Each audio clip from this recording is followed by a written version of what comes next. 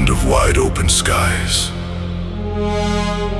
and untamed horizons. One signal cuts through the wind. You're tuned into Alberta radio, across the prairies to the Rockies. Here's your host, Jason LaFace. Welcome to the show, folks. So I've been writing a lot of music lately, and you know, some folks said, hey man, why don't you write some stuff about Alberta?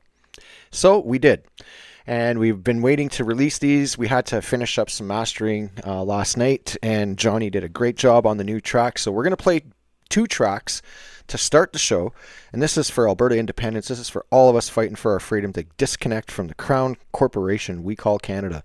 It treats us like animals. All right, so the first track, believe it or not, this track is written by Q and AC3, which is me, and this is Wikkened's remix featuring Wild Rosie, Lies and Propaganda, Free Alberta, here on Alberta Radio. Here we go. Free Alberta. Let's go. Free Alberta, Alberta, Alberta, Alberta, Alberta, Alberta. Let's go. Free Alberta. Let's go, go, go, go, go, go, go, go. Free Alberta. Free Alberta. Let's go. Free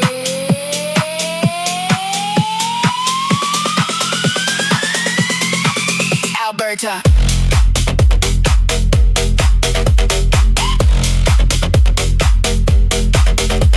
Control and propaganda, lies and propaganda, corruption and propaganda, lies and propaganda, corruption and propaganda, lies and propaganda, control and propaganda, control and propaganda, corruption and propaganda, lies and propaganda, control and propaganda, lies and propaganda, control and propaganda, lies and propaganda, control and propaganda, lies and propaganda, control and propaganda, lies and propaganda, control and propaganda, lies and propaganda, control and propaganda, lies and propaganda, control and propaganda, lies and propaganda, corruption and propaganda, control and propaganda, corruption and propaganda, control and propaganda, corruption and propaganda, propaganda, propaganda, propaganda, propaganda, propaganda, propaganda, corruption and propaganda, lies and propaganda, corruption and propaganda, lies and propaganda, corruption and propaganda, lies and propaganda, corruption and propaganda, lies and propaganda, corruption and propaganda, corruption and propaganda, corruption and propaganda, corruption and propaganda, corruption and propaganda, corruption and propaganda, corruption and propaganda, corruption and propaganda, corruption and propaganda, corruption and propaganda, corruption and propaganda, corruption and propaganda, corruption and propaganda, corruption and propaganda, corruption and propaganda, corruption and propaganda, corruption and propaganda, lies and propaganda, corruption and propaganda, lies and propaganda, corruption and propaganda, lies and propaganda, corruption and propaganda, lies and propaganda, controlling propaganda, controlling propaganda, controlling propaganda, controlling propaganda, corruption and propaganda, corruption and propaganda, corruption and propaganda, corruption and propaganda, corruption and propaganda, lies and propaganda, corruption and propaganda, lies and propaganda, corruption, propaganda, corruption and propaganda, corruption and propaganda, corruption, control and propaganda. Let's go. Free Alberta. Yeah. Let's go. Free Alberta. Free Alberta. Yeah.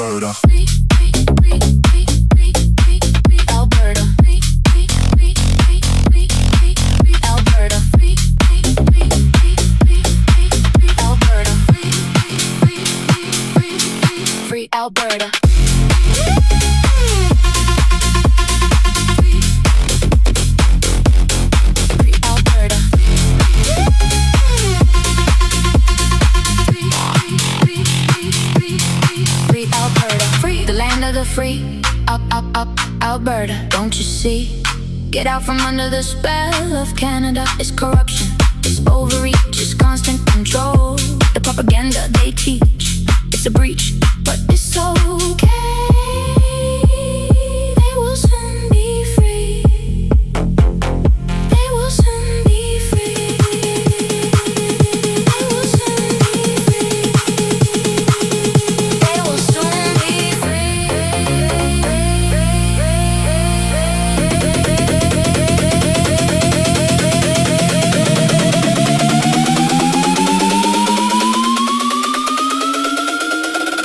Free Alberta.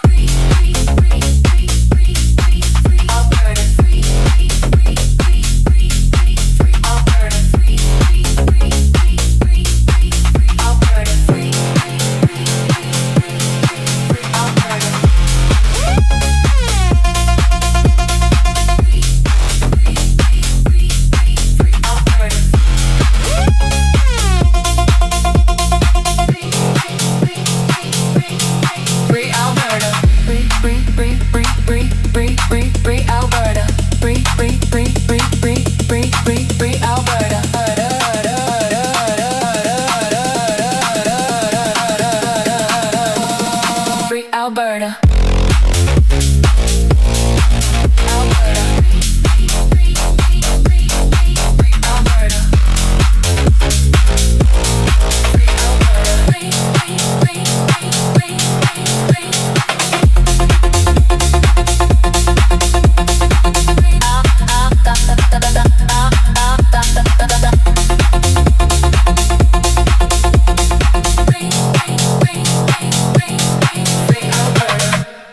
Oh yeah, that's a great track, man. Both tracks. The first one was Lies and Propaganda, Free Alberta, when it moves into the next track called Free Alberta, which is myself and Wikkened.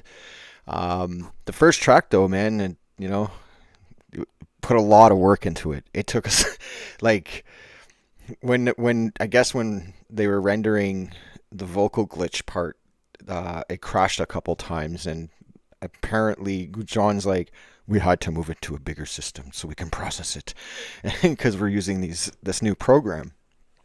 And right now we're beta testing this new music engineering software.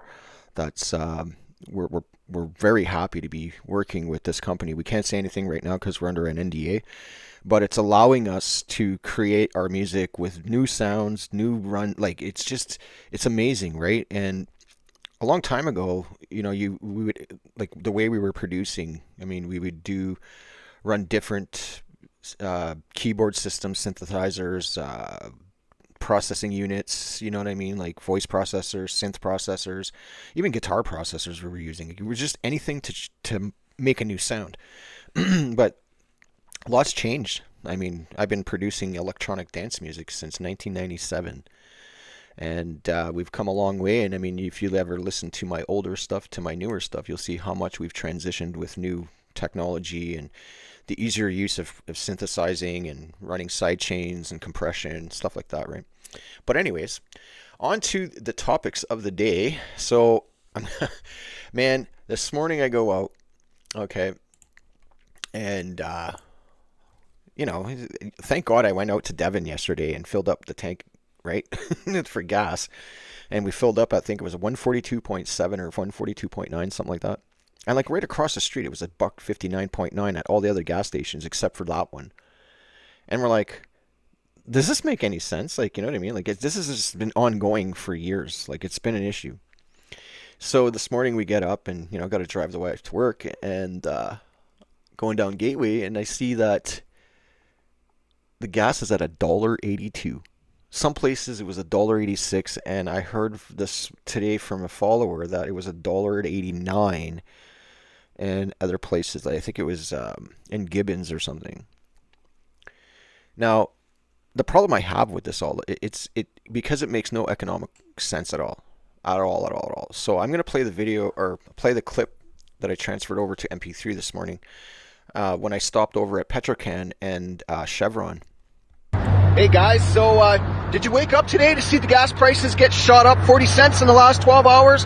Guess what? These gas stations are actually breaking the law, because that's not supposed to happen until May 1st. And what's the date today? April 29th. So if you look behind me here, you got Petro-Canada sitting at 182.9, and then right across the street, you got Chevron at 182.9. So tell me, make this make sense, folks. Make it make sense. Like I said, we need price caps.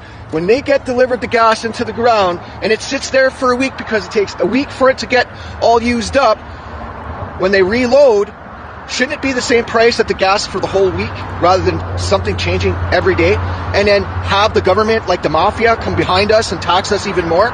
The Premier needs to do something about this. This is ridiculous. We live in Alberta.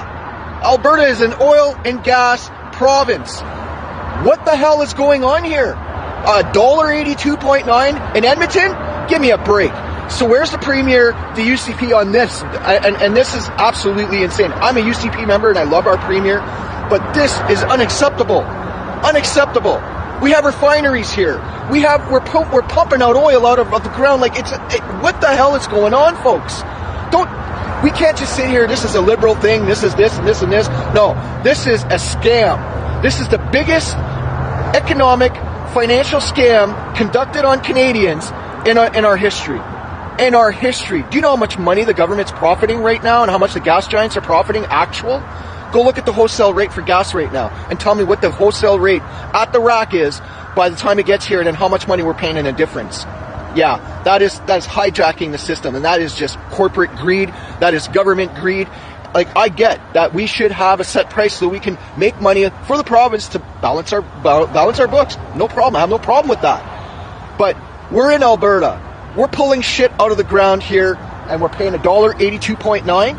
No, that is not right. So something needs to be done about that. And you know what? Alberta independence all the way. We can't be part of Canada. We can't be anything near the monarch, because the monarch is nothing but crooks. These people are criminals. They don't even respect democracy, for Christ's sake. All they're doing is walking on the floor and saying their constituents said so when they didn't. Like, come on, guys, wake up. So, I don't know. We need sovereign states away from Canada. The federal government needs to be dissolved and removed from the system. That is the problem. Biggest problem. OPEC, we need to release ourselves from OPEC, because OPEC is also the problem, right? You got United Arab Emirates that are leaving OPEC. That means the prices are supposed to drop, folks, because they're gonna. Do you know why we're paying so much? Because OPEC limits how much can be made or pumped out and refined and sent to the pumps. That's exactly why. And then they set a cap wholesale rate on it. So it's like any product that you buy at Walmart or Canadian Tire, whether it's something for your car, for your home, something to eat, it's all produced and it's all a wholesale rate. And we're all paying the same price everywhere in every other different store for all these other products. But for some reason, we just can't get a grip on gasoline. But we can get a grip on water. We can get a grip on milk. We can get a grip on pop. We can get a grip on any other fluid-based product that's being consumed by human beings on a mass amount more than gasoline. But yet gasoline has to be the primary gold spot for everyone to scam us with. So just food for thought. Something needs to get done about this. Exactly that, man. So what I'm doing is I'm going to really pay attention to the gas prices. And this is the one key thing, folks. Like, when I go into these gas stations, they're not locally owned by Canadians. They're all foreigners. All foreigners. Imagine, how did Canada go from having Canadians work at the gas station to have, their first job, teenagers or whatever, right? And then all of a sudden, it's just all taken over by foreign control. And that's the fact. And there's foreign workers working there. You don't see no white Canadians working there. You don't see no white Albertans working there. And it's not to say that it's a race thing, but it's just to point out that, look at, our resources in this country and in Alberta have been taken control by world, foreign country or corporations, whatever. And they come into the country, they come into Alberta and every other province, they buy it all up. Next thing you know, they're establishing their stores, and next thing you know, they're hiring their own people. Then you ask yourselves why. The federal government created the Temporary Workers Program to help the corporations who take over franchises so that they can adapt a policy so they get a kickback for their own people to come over and work as a temporary foreign worker, because what it does is this. When these foreigners buy the corporations, the lobbyists for those corporations will lobby the government and say that these corporations are under foreign control, which will show a huge percentage of control, and will demand that they want foreign workers or some type of subsidy so that they can bring people in, because they're telling the government that Canadians don't want to work. That's the reality. It's a psychology, folks, and it's a huge scam going on in this country. It's the biggest federal government racket, along with these foreigners who come in and buy our corporations and buy up everything that we have. Like, this is the way it should be in Alberta, okay? And Ralph Klein was right about this, and God rest his soul. And he's such a huge inspiration for me, because, like him, I want to be mayor of a great city, but our capital, right, Edmonton. He was a great mayor. He was a great premier, and he was one of the longest standing premiers. You know what I mean? And what he did for Albertans by giving them a rebate, or at least an incentive from the oil and gas industry, like a royalty payment, right? Remember the $400 thing? Now, why aren't we doing that here in Alberta, so that we get a consistent monthly check, right? Or every, let's say, quarterly, every Albertan gets a check from the royalties that are being driven up by the oil sands. Right? Why not? Because right now it's all going to provincial government, and then which rightfully so, though, right? To pay off our provincial debt, and I'm in agreement with that. But what sucks is we have this federal overreach in regulations and taxation, and all this stuff coming from the feds at like 20,000 different ways to find a reason why we have to transfer money. If we're not transferring money over, we're having to pay these taxes over. Right? And then all the federal taxation on every Albertan who's working. Like, look you're on the oil sands, and I'm going to say this. I worked on the oil sands myself, and I maybe not worked on the sands, but I worked in the kitchen, so I fed thousands of guys every day. Every day was a minimum of 1,000 people working that were coming in every day. So, you know, when you're talking to these folks and establishing a friendship and a relationship with them, and they're awake like us, and they're saying, you know, man, you know what pisses me off is the fact when I look at my paycheck and I'm supposed to get like $7,000 for the time frame I'm working, and half of it has to go to the federal government, just on federal taxation, and they show me their pay stub. Like, how does that make any sense, guys? Like, we should remove that. That's why there's some of us who are joined the policy committees, okay, for each CA across Alberta. I'm part of the Edmonton Strathcona one, and I've submitted a resolution in about the unions, the public sector unions, but there's other people putting them in for, we need to get rid of the CRA. We need to get rid of federal taxation, just like Quebec did. Just like Quebec did. Why isn't Quebec paying federal tax? Ask yourself that. So why shouldn't the rest of the provinces have to pay? So that means that every worker, you know what I mean? Like, think about how much money they're getting. And on top of that, if they're not taxing you with your paycheck, they're taxing you at the pump, they're taxing you for everything you buy, everything you purchase or spend money on is tax. This is the biggest mafiosi scam by the Liberal government of Canada I've ever seen in the history of Canada, and ever I've seen in my life, of course, right? I thought the sponsorship scandal was a big thing under Chrétien. But you look at it right now, what's happening in the country right now across the provinces. It's unbelievable. So then you say, okay, you have premiers who's standing up, like Danielle Smith, who I love her. I love Danielle, and she's standing up for us, and she's enabling functions so that all of us have a voice, and our voices are powerful, so that we can make change, right? And she's establishing a framework in the event that, you know, if the people aren't successful in the referendum that they need, well, she's making sure we have a safety blanket at some point, some way, right? I'm satisfied with that. So I'm on both sides of this. I'm on both sides right here. I'm a UCP member. I support the UCP. I support our awesome premier and the team that she's established. We have an amazing caucus. We have an amazing CA membership. And then I'm also an APP member, and I'm also supporting Alberta independence, because both are functioning the same, different concepts, but the same sort of thing, and we're all conservatives. And a lot of our APP members are UCP members working within the collective, because we believe that we have a shot here. We have a shot, no matter what. So if this doesn't work, this will. If that doesn't work, this will. You know what I mean? It's a safety blanket. That's how I look at it. But right now, across our great province, we have so much manipulation going on. The federal government within the municipalities, with the infills, with the gas. I mean, it's got to stop. We have to get control, folks. You know, we really do. So, we're going to keep an eye on this, and you know, we'll see. We'll see what happens.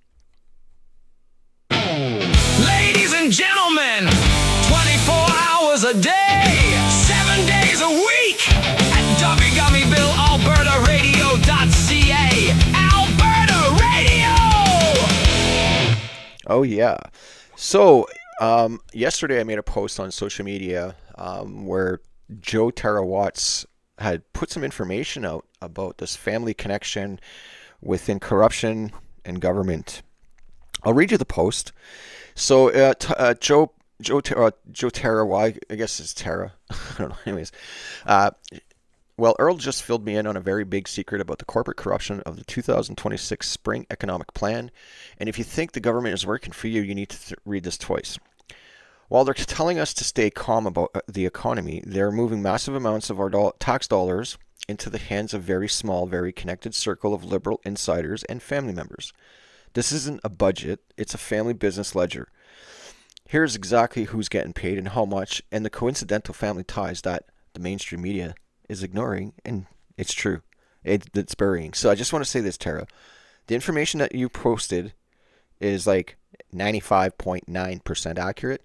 And what we're doing right now is we were going to do actual coverage of this, but we're going to explain what we did, a little bit of what we found, but we're doing an entire segment in the next, either tomorrow or the day after, because I had to get some folks to look into this for me. So we had to do a little bit of research, and plus, just it was last minute too. So we want to make sure that we present something good. But I did want to speak about it today, and this is what's going on. Okay, so this is what was in Tara's post. So the $356 million Nova Scotia family business, Mercy River Wind, the Canada Infrastructure Bank, CIB, just finalized a $206 million below-market loan for a wind farm in Nova Scotia. Now, we looked into this wind farm in Nova Scotia, and you're correct, and it's a huge, we look at it as a huge racket and a scam, and to boot this wind farm, these, like, come on. Like, it just makes no sense at all. There's absolute no sense as to why we're putting that up. Anyways, on top of that, the $150 million in federal subsidies is being funneled into the same project, which is correct. And also, not only that, funneled through contractors that are from other provinces to come in and do the job. Interconnected friends with these families. Now, that's where we're going to get into more details on the next show. Now, even more, the connections. Edgar Salmon, the director and brother of former Liberal MP Daryl Sampson, right? Sorry, I said Edgar Sanson or something. Anyway, Sampson. Mitchell Brisson, director, brother of Scott Brisson, Mark Carney's longtime friend and top political advisor. Dan Roscoe, president, son-in-law of Liberal legend David Dingwall. Now, I know who Dan is, okay? And this is all true. Now, while we're all struggling with 7% interest rates, these Liberal brothers are getting $206 million at a preferential rates we're not even allowed to see. Now, that part is where I said, is the incorrect part. That part's going to come out. And financials are already available online to look at some stuff. So that's where we're getting more information from too. So that's where we're researching a bit for the next show. Because I'm all about exposing shit. Like, that's what we do here. Like, our team, if it's not me doing it, I'll assign it to somebody else. And then we work together to research as much as we can. And we also share with other researchers, independent researchers that we know. And everybody does the job. So we're on top of this. And the point I'm making here is this stuff that you posted, Dana. I actually seen it last week, just some of it. But you got this more detailed for us so that we're like, oh, well, this is juicy, right? So the Carney family hat trick. Mark Carney isn't just the prime minister. He's the head of a global financial loop with Brookfield, the Eurasia Group. This firm is writing risk reports used to justify the new $82 billion defense strategy. Now, also, Paladin Group's involved, which is something in Palantir. All this stuff is involved, and same thing with Israel. Now, the other thing that we're finding out about this $82 billion defense strategy is they're mobilizing foreigners to become CAF members of the Canadian Armed Forces. And right now, to this day, I just want to mention something. Right now, to this day, if you ask yourselves why you haven't seen a CF-18 fly across your skies in Canada, is because they suspended flight and training for our Canadian Air Force. So we're not getting any training or nothing right now. We're not even developing new fighter pilots. Okay, and then what do we do? We're going to import them? I don't know, man. Like, this is serious stuff, guys, and it's all just a money scam. Now, on top of that, who's the senior advisor at Eurasia Group? Well, Diana Fox Carney. Guess who? Prime Minister's wife. Isn't that a conflict of interest? I think so. Now, the Royal Bank of Canada's Capital Markets, the RBC, so the spring updates the growth project targeting at $1.8 trillion in investment is a mirror image of the policy pushed by RBC thought leadership. Mark's brother Brian Carney is a top executive in investment world Meyer RBC ties. They write the policy at the dinner table, and their firms manage the capital. Okay, so this is the reason why we say, when we put stuff out, they're not discussing this at a dinner table. I can tell you that. And the other thing too is, yes, Mara and RBC have ties, but when we looked into it, there was nothing we could connect. So that's why I'm sending my researchers so we can get some more information to extrapolate that, to verify if that is correct. But you are right about all the other stuff. The spring updates growth margin, it is a $1.8 trillion investment. The policy is pushed through the RBC thought leadership, and Mark's brother Brian Carney is a top executive at Meyer. So that is all true. But the thing is we don't know yet how we can connect the funds, and that's where we just want to tie that in. So this is true. Now, Brookfield Assets Management, well, Carney's former firm, is a primary beneficiary of the $25 billion Canada Strong Fund. It's a $25 billion sandbox for this old colleges to play with our money. Now, we're looking into this because I couldn't see anything that correlates to the Canada Strong Fund. From what we're seeing right now, is the Canada Strong Fund, what they put out doesn't match up what we suspect. So we agree that we need to further investigate the connection to the Brookfield Asset Management, because we believe that you're right. We believe that the $25 billion Canada Strong Fund is somehow tied to the Brookfield's management fund. So until we get that information, or at least get a snippet of a connection to that, you know what I mean? Then we're gonna blitz that. So give us a couple days, because I know that we'll find something. And if we don't, we'll let people know, and we'll still continue to look for it. Now, the Champagne Industrial Pipeline. So Finance Minister François-Philippe Champagne, he allocated billions for this green steel and critical minerals in Quebec and in Ontario, and Sault Ste. Marie, Sudbury as well. Timmins, Northern Ontario, like all the mining ring of fire areas in Quebec and all that, right? So it's huge out there. Now, the thing is there's a connection, and the Champagne family and their donor network have deep roots in the exact industrial corridors receiving these massive federal grants, and they are using economic nationalism to guarantee contracts for their own backyard. Now, this is true. And the other thing, we're going to go a little further. So Finance Minister François-Philippe Champagne is also friends with MP Max Sédé out of Sudbury, and who he was the MP for Nickel Belt, which is basically Sudbury in the area. And I just, when we were looking at this statement, and the first thing we thought about was, wait a minute, we actually know some Liberal MPs because of where we used to live and growing up, right? And you're absolutely correct. These guys have their hands in quite a bit of stuff. And I'll say this much about Mark Sédé. Like, Mark Sédé, when I was growing up, like, a lot of us thought he was like some type of mafia guy, like French mafia connection sort of thing, because he owned a lot of stuff in Sturgeon Falls and surrounding areas, and we're like, where'd he get his money? Just put it this way, man. There's some dirt on Mark Sédé that we know of, and until we can actually get the evidence of it, we can't really. I don't want to say it. You know what I mean? I want to be one of those guys, but I'll just say that he's corrupt. He's crooked. I can guarantee you that. Even just what I know, right? Now, the $103 million digital slush fund. This is the new DIA, the Digital Infrastructure Agency, was handed $103 million this week. So the scam that you've claimed is they'll be cutting consultants, but the deferred vendors for this new agency are boutique firms run by former Liberal staffers and associates of current MPs. They aren't cutting the bill. They're just changing who gets the check. This is the truth they don't want you to see. So anyways, this part here, the Digital Infrastructure Agency and the funds that are going to it. So what's happening right now is the Liberals are planning on this mass hiring spree for AI coders and policy guys that know how to use stuff to make law and with tech. Okay, so this is a whole new thing. And I seen it within different levels of government just recently, some new tech that's come out. And I'm like, okay, some of it's smart, but it needs improvement. Like, it's not perfect, man, by any means. But the thing is you're right. The consultants, you may not be getting cut, but what they're doing is they're cutting the consultants who have been suspected of other prior procurement jobs in terms of developing technology apps, AI apps, maintaining digital infrastructure, cybersecurity, stuff like that, which I used to do. And the reason why I don't work for the feds anymore is because they wanted me to take a vaccine when I was working from home. I didn't go to a federal office or anything. We were contractors, so we contract a bid out and we get a procurement, and we do the job.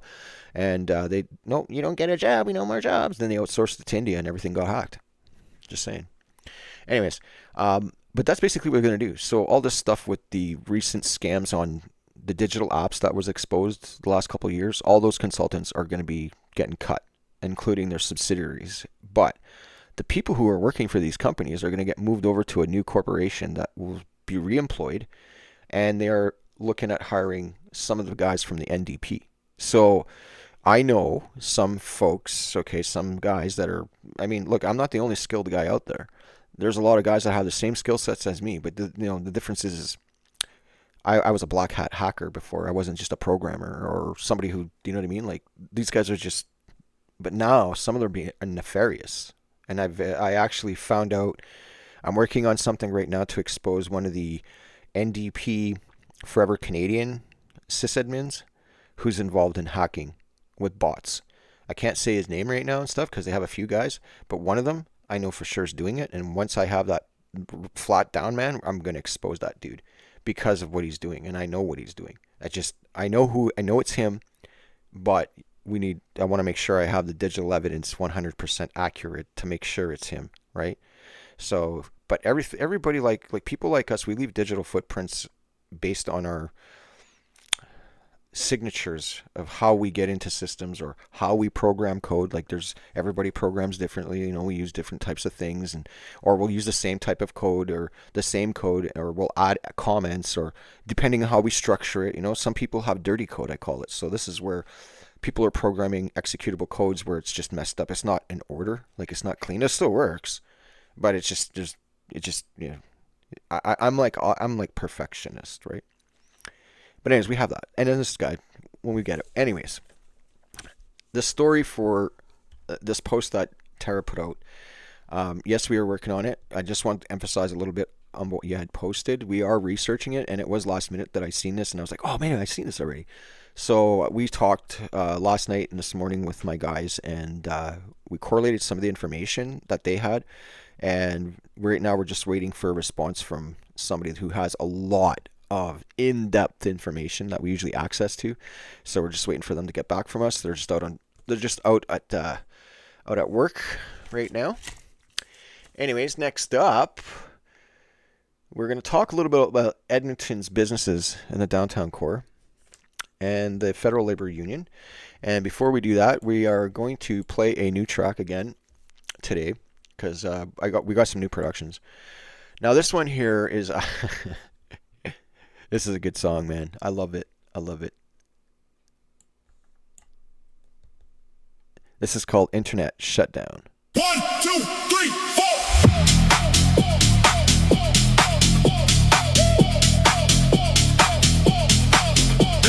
50 years from now, people will look back and say, oh yeah, that was the year when they discovered the hack. 1, 2, 3, 4. And they're gonna be more interested in the fact that they discovered the hack than the fact that we went into a depression, or that we started the Third World War, or that there's a nuclear accident. I mean, we have to realize this is a big thing. 3, 4. I mean, the fact that it's not being talked about much means nothing. 4.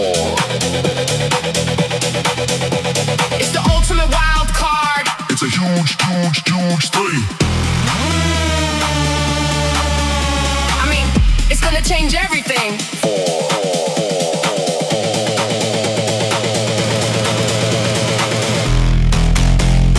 People, if you see this message, the system is going to be broken. 1, 2, 3, 4. Now it's time to join the operation and change this broken system.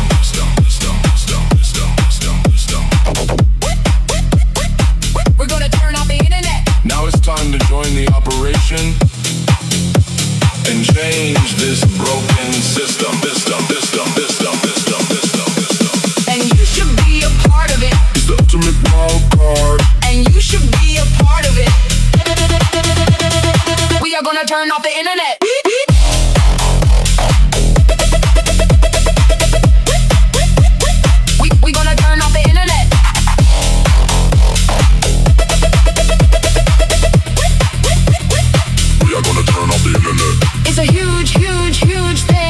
gonna change everything. It's a huge, huge, huge thing. It's gonna change everything. It's a huge, huge, huge thing. It's gonna change everything. It's a huge, huge, huge thing. It's gonna change everything.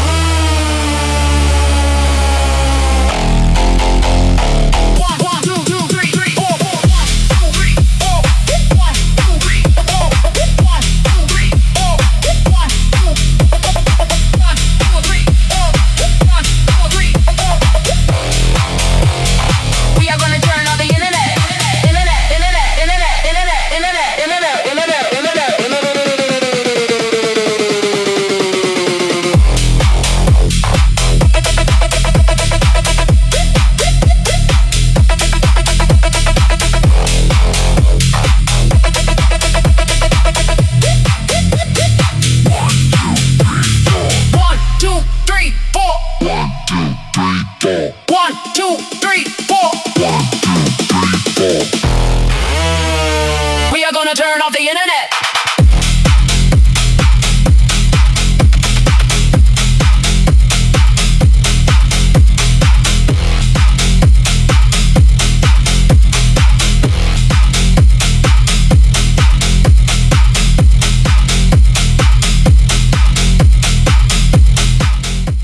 How do you like that, folks? Oh yeah, that's me, AC3, Internet Shutdown with Wikkened's DDOS remix for our friends all over the world. Hack the planet, guys. I'm all for that. And people are like, why do you say that, Jason? Are you tired of control? Are you tired of the propaganda? Are you tired of it all? The only people that are our last saviors of a revolution is the digital revolution, because the governments are making a mistake connecting themselves all over the globe. Just remind yourselves of that. From people like me who hack NASA, eBay, PayPal, Ashley Madison, you know, military servers. Oh yeah, we got caught. Trust me. But I chose to fight for Canada at the time and be a patriot to secure our digital infrastructure. And my government, the one I thought was protecting our country, they turned on us. They turned on me. We built the system. They gave it away to foreign control. And the system's being breached everywhere. The RCMP PAL verification, your birth certificates, your driver's license, your medical cards, everything, all of it, your cell phones, your cable bills, everything has been compromised. Now do you trust the government? Oh yeah.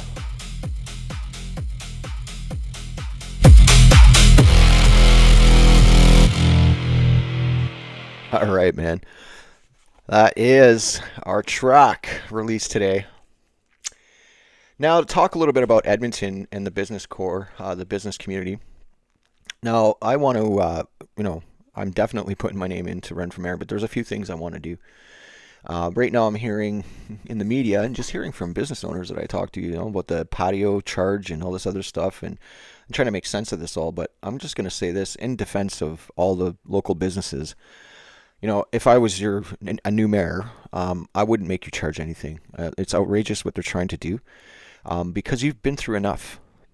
I relate to all the local businesses in Edmonton, and what I relate to is the fact that the vandalism, the theft, the disrespect, the assaults. Leaving garbage, needles all over the place. It was just insane. And the city of Edmonton did nothing for a while. Nobody did nothing, and you guys paid the price. How much money did you lose in theft and vandalism alone? Insurance claims that had to raise your premiums and stuff, or that, the city, making bylaws or doing things that just, takes business away from you because, we have to prioritize this first, or they don't even do it, right? So for me, what I'd like to introduce is a new revitalization plan where the downtown businesses, especially from, moving right down from White Avenue, okay, right downtown, across the bridge, that whole area, one whole district. What would I'd like to do is make sure that the businesses are able to do their patios every year under my term and pay a small fee to the city, like $300. That's it. One-time fee. That's it. One-time fee. No yearly, no monthly, no nothing. Just a one-time fee. And that's just to cover costs if we have to go in with sweepers and stuff. And, whatever, just to help you out. But at least we can process it and record it that, yes, you have a patio, and, we'll do our due diligence and figure. And there's other things too, like insurance, liability insurance. So make sure you have, as long as your paperwork's good, man, we're good. But I think that's a little bit more sensible. The other thing too is parking. We have this huge parking racket going on in Edmonton, especially in downtown core, where you're turning away people from having the ability to shop and have a good experience in a downtown core. So what I'd like to do is set up something where we're going to have free parking so that we can revitalize the downtown core. I want to invite festivals. I want to invite the food trucks. I want to do something where, have once a week, we have all the food trucks lined up in the downtown core. Make it as some type of event. The business, the BIA in downtown core is not doing their job in terms of revitalizing the core. They're just pushing away. And on top of that, if we started enticing people with tourism and having events and community events and stuff, I would rather have a nice setup where we can do some community events once a month, where we have a staging area and you maybe use the ledge, right? But have something cool where people are wanting to come to the core. And then what's that going to do? Well, all those empty office buildings that are sitting there doing nothing, well, that starts changing. The mall downtown has been struck by such financial hardships just because of our economy and then gouging for their lease money and stuff. It's unbelievable. We need to fix this, because back in the day, our downtown cores were the heart of our cities. Our downtown malls were the place. That's where we all convened in community. It's all been taken away. And then you're watching everybody trying to figure out how they're going to change it to go back to what it was, or somehow figure out a way so they can control it and profit from it. But the thing is sometimes you just got to let things happen, and eventually you can find other means to monetize the situation. I don't understand why the city doesn't get involved in setting up some type of independent businesses so that they can generate extra revenue to the city themselves. There's nothing wrong with that. It's a free market. Not control the market, but be part of it. But instead, it's tax, fine, levy this, levy that, property tax increase, pay for parking, do this, do that. It's unreal. And then turn around and look at everybody in Edmonton and say, we're going to take all these millions of dollars and put it in this. It doesn't do anything for nobody, because at the end of the day, what was there before was helping people, and you're going to take that all away so you can control the people.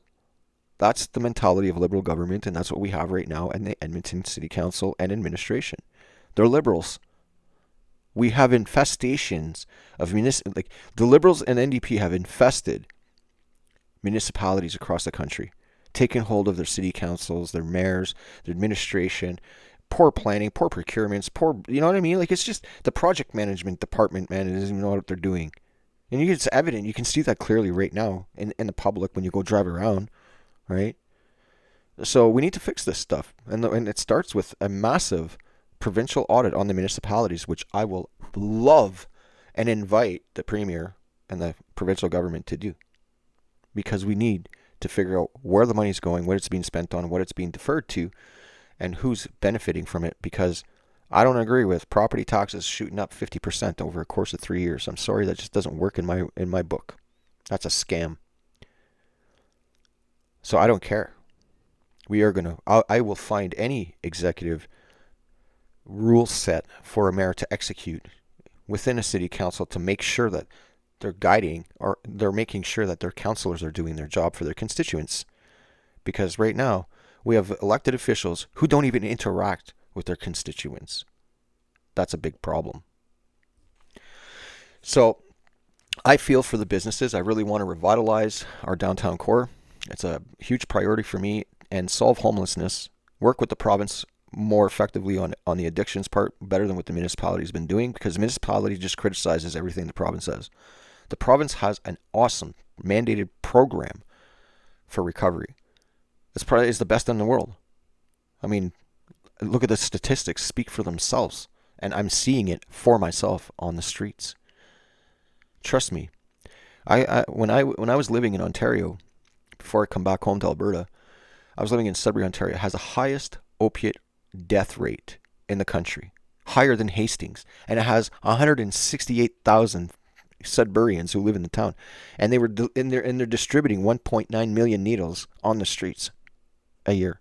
Imagine that, right? So what, did every Sudburyan just get up and start shooting up? Because it makes no sense how you're pushing almost 2 million needles on the streets for, what did they say? It was like 300 people were using?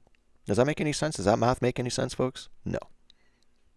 Overdose rates they're the highest in the country, right? Like, it's just unreal. And the thing is, what I'm trying to compare here is the fact that I watch Liberal and NDP policies destroy a city completely, kill hundreds, if not thousands of people. Like, my list of friends that I lost since 2020, okay, just alone, I had to stop writing because, and these are some of my good friends I grew up with when I was a kid. Can't talk to them no more. My brother-in-law is gone. My best friend's dead. My cousin, who I was really close to, is dead. All because they chose to use, right? And some of it was because they got in an accident and they were prescribed Percocets and Oxycontins and shit, and then they had to go on a methadone program. That screwed up their head, and they ended up, losing control. No treatment offered to any of them, ever. So, when I compare that to home here in Alberta, what we've done is a complete 360, and I thank the Premier, and I thanked our Health Minister, I thank our Minister of Social Services and Addictions. I mean, we have done such a great job in turning it around. Honestly, we have, better than anywhere else in the world. And yet we have the left-wing Liberals and NDP criticizing us. We have the city councils of Edmonton trying to, we don't want to abide by that because we want safe injection sites. You know those safe injection sites are just legal trap houses to shoot up in? That's all it is. Just the government's controlling it. That's all it is. And the government gets money for it. So imagine that, right? A regular trap house is just some rundown place where, someone's paying like $500 a month rent and they got a bunch of people shooting up there. And they have somebody watching, right? I've been in one of these houses. Trust me, I've seen it.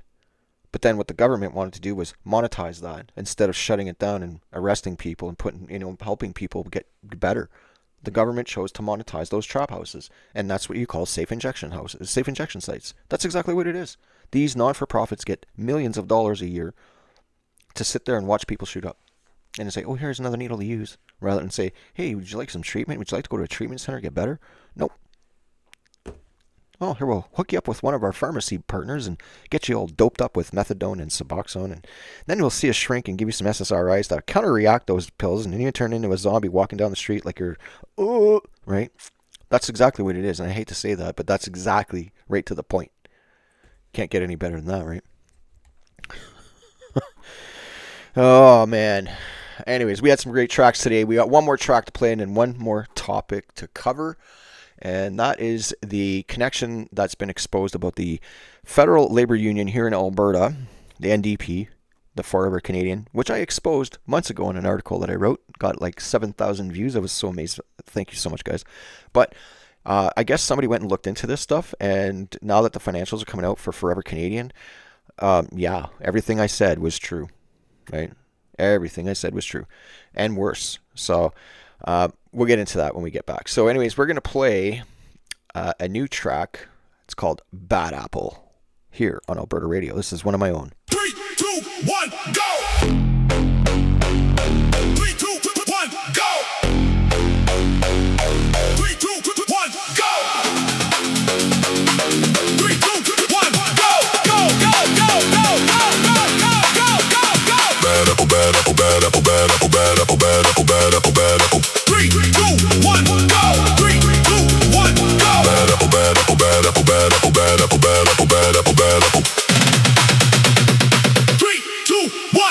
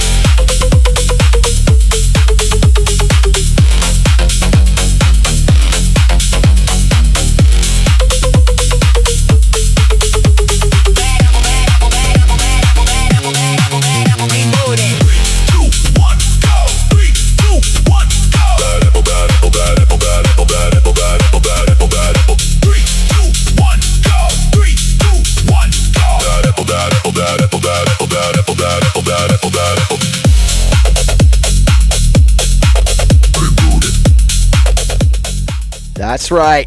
Rebooted. Love it, man.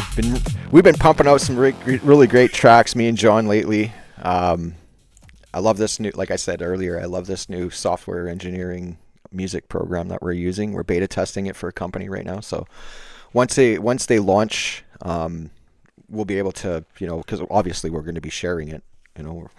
We're so proud of it. It's not even funny. Anyways, to finish off the show, we have one last segment about the federal unions, or the Federal Labor Union with McGowan. And so it come out today that Thomas Lukasik and Forever Canadian raised $302,221.14 in funds. A lot of this money has been over. There's a connection between the federal union and McGowan. There are Forever Canadian and NDP. The other thing too that we, like I said earlier, we know now that a lot of the botting and bots that are happening on pages like mine are being conducted by specific individuals here in Alberta working with these folks. So we know this for sure. But what's, we've been saying this for a while, that there's this connection between all three of them, and they're it's wrong. It's conflict of interest. They shouldn't be doing it, but they're doing it. So what I did is I submitted a policy resolution into the system for the UCP yesterday, and I spoke to some folks already, and they're going to support it for the AGM. And this is about controlling or putting control mechanism in place so this doesn't happen in the future. And at the same time, help the teachers, because the teachers want some demands. And I think we can make some concessions in order to pass this resolution. I posted it. Before we go, I'll read it to you. I'll read it to you guys.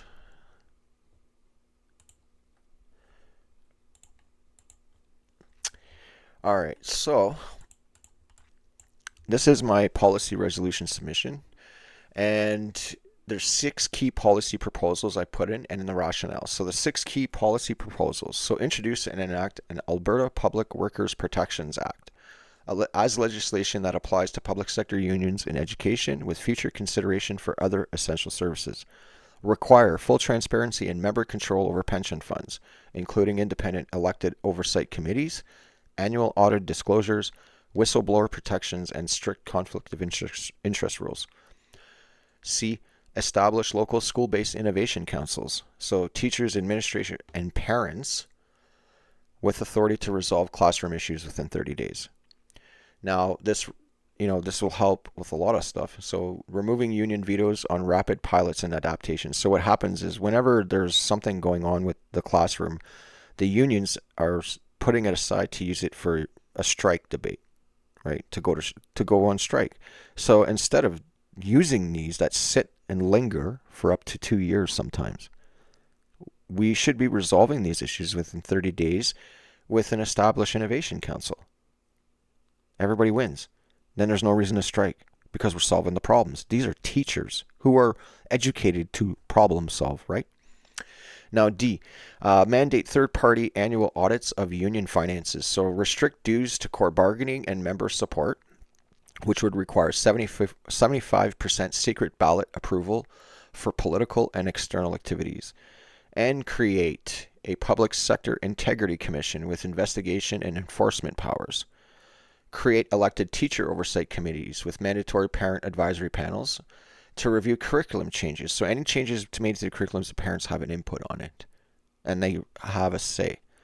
Now, we also want to require evidence-based vetting and parental opt-in consent for external materials, and prioritize core academic skills while preventing ideological indoctrination. We also, for F, the last one, implement a transparent province-wide teacher pay grid. Now, based on experience, performance, specialties, and merit incentives, metrics. If you're a really good teacher and you're showing some really good metrics, you should be rewarded, right? We should reward our teachers.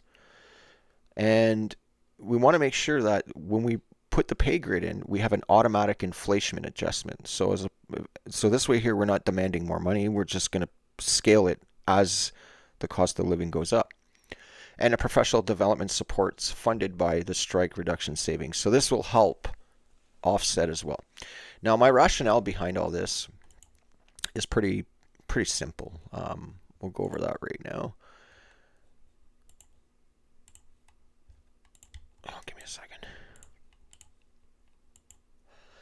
All right, so union prioritize politics over students and teachers. So the ATA focuses on political activism, external causes, and bureaucracy over classrooms. Teachers face bullying, silenced voices, and dues misused for out-of-province rallies, paid protesters, NDP promotions, and unrelated activities. Strike pay was withheld during the last dispute in 2025. They used the money to pay for protesters, right? And now they want the union to pay. They want the members to pay for it, and they didn't get no strike pay. So I'm just saying. Now, the strikes disrupt education, and it's a burden on taxpayers. So recurring strikes hold education hostage and harm student outcomes. There's always a delay.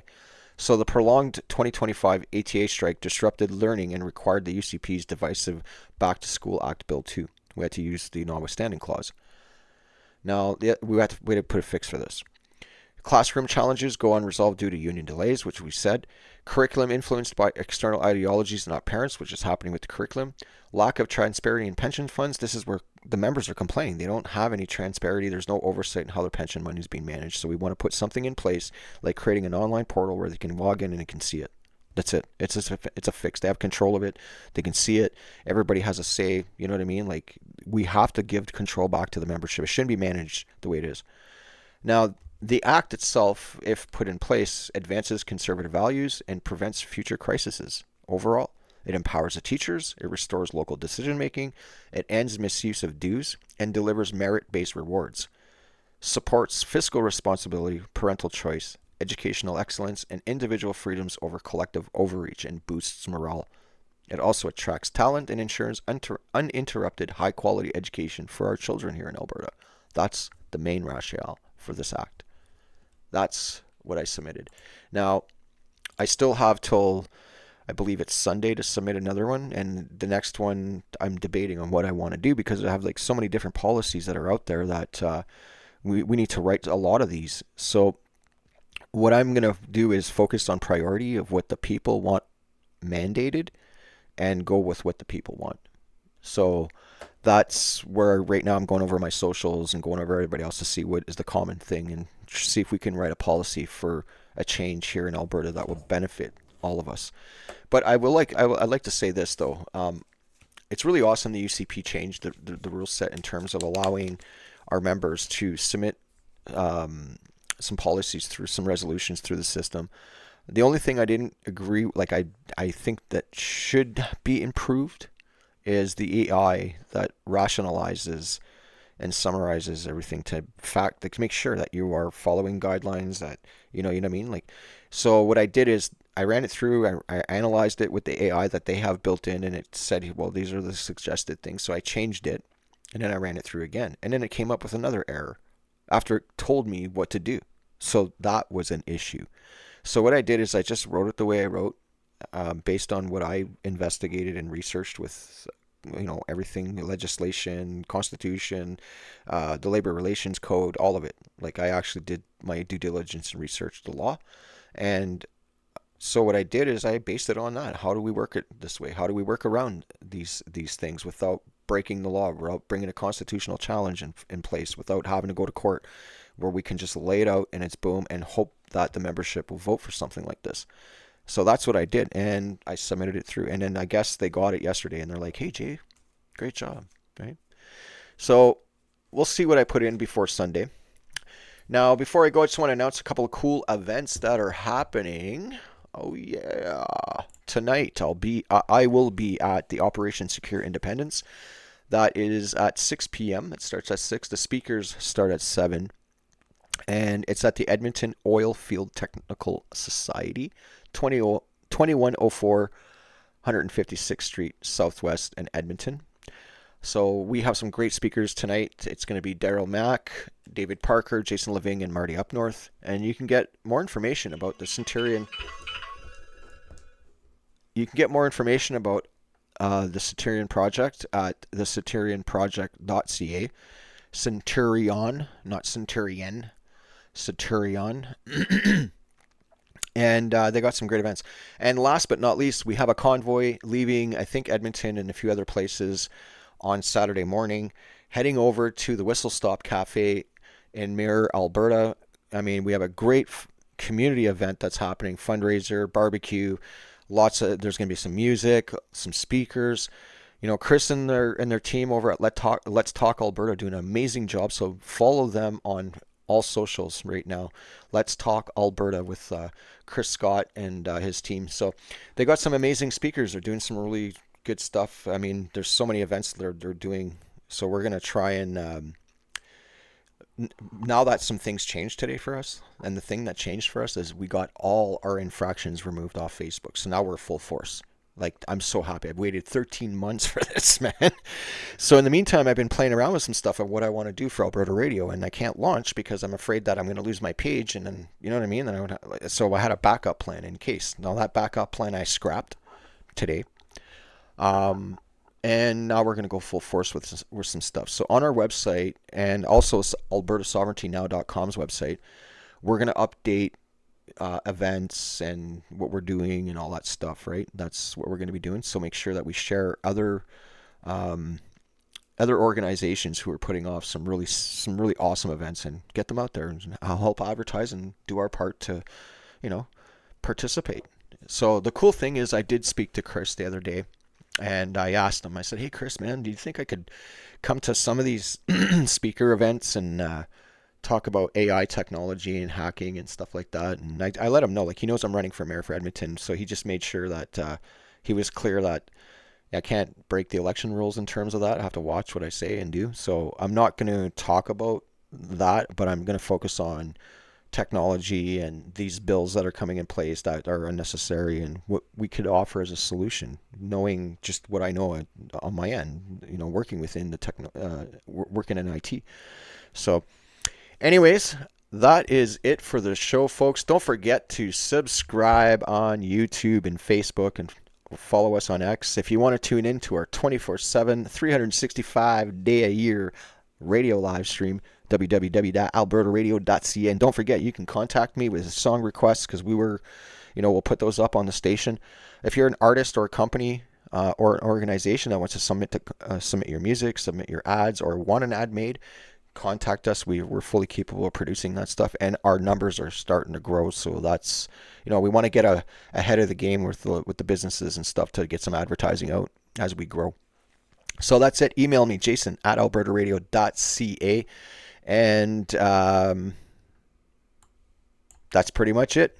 Have a great day, folks, and God bless Alberta. Much love. Are you ready for non-stop radio? Alberta Radio. Streaming 24 hours a day, 7 days a week, non-stop, all day, all night. Go to www.albertaradio.ca. That's www.albertaradio.ca. Alberta Radio, non-stop. Broadcasting around the world. You are listening to the Great Alberta Radio Show.